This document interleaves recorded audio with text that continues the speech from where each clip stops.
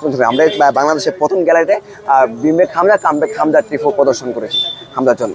সে তো হামজার আসার ক্ষেত্রে এই সমর্থকদের বড় একটা অবদান আছে, তো এটা কোনোভাবেই অস্বীকার করা যায় না। 52 দিন আগে ম্যাচের 52 দিন আগে আমরা বাফুফের সভাপতির সাথে কন্ট্যাক্ট করি, যোগাযোগ করে যে আমাদের এই ম্যাচের জন্য 3000 টিকিট প্রয়োজন।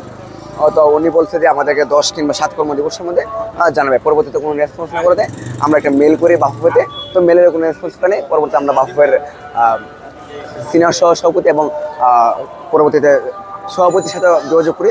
তিনি বলছেন যে আমাদেরকে একটা পজিটিভ রেসপন্স দেবেন। পরবর্তীতে কোনো পজিটিভ রেসপন্স দেয় নাই। ভুটান ম্যাচ যে -4 দিন আগে আমাদেরকে জানানো হয় যে সিঙ্গাপুর ম্যাচের জন্য আমাদেরকে মাত্র 100 টিকিট দেওয়া হবে, যেটা আসলে মানে আমাদের যে কোয়ান্টিটি এটার সাথে আসলে মানে কোনোভাবেই হয় না, কারণ এই ম্যাচে আমাদের ভলেন্টিয়ার সংখ্যা আছে 100-র উপরে। তো আসলে 100 টিকিট দিয়ে আসলে আমাদের কোনো কিছু হবে না। সেই মানে দাবিতে আসলে আমরা মনে করছি আমাদেরকে অপমান করা হয়েছে, সেইতে আমাদের অবস্থান করা হয়েছে।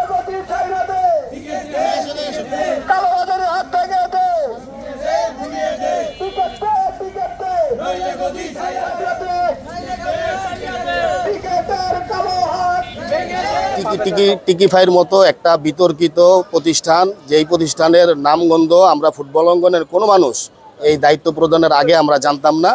তো আমরা সচেতন যারা মিডিয়া কর্মী রয়েছে তাদের মাধ্যমে আমরা জেনেছিলাম যে এই প্রতিষ্ঠানের পূর্বেও এই টিকিটের অব্যবস্থাপনার একটা অভিযোগ ছিল, তারা ঠিকমতো দায়িত্ব পালন করতে পারেনি।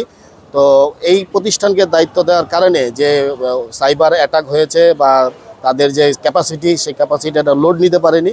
তো এই কারণে সাধারণ মানুষ এই টিকিটটা কাটতে পারেনি, এবং দেখা গেছে যে অনেকে পেমেন্ট অপশনে গিয়েও পেমেন্ট করতে পারেনি। তো আমরা দীর্ঘদিন যাবৎ বাংলাদেশের খেলা আমরা দেখার জন্য গ্যালারিতে ফুটবলের দুঃসময় আমরা সাপোর্ট করে গেছি। তো আমাদের সাথে তো বাফুফের আজকের সম্পর্ক না, তো বাফুফে তো চাইলেই আমাদেরকে যে কোনোভাবেই একটা ব্যবস্থা করতে পারতো, যেহেতু ব্যবস্থা করেনি সেক্ষেত্রে আমরা আমাদের দাবি জানাতে আমরা এখানে এসেছি, যে এটা প্রতিবাদ করার জন্য, যে তাদের যেই ন্যাক্কারজনক যে আচরণ করেছে, যে বাজে আচরণ করেছে, এটার জন্য আমরা আজকে ঝাড়ু মিছিল করছি।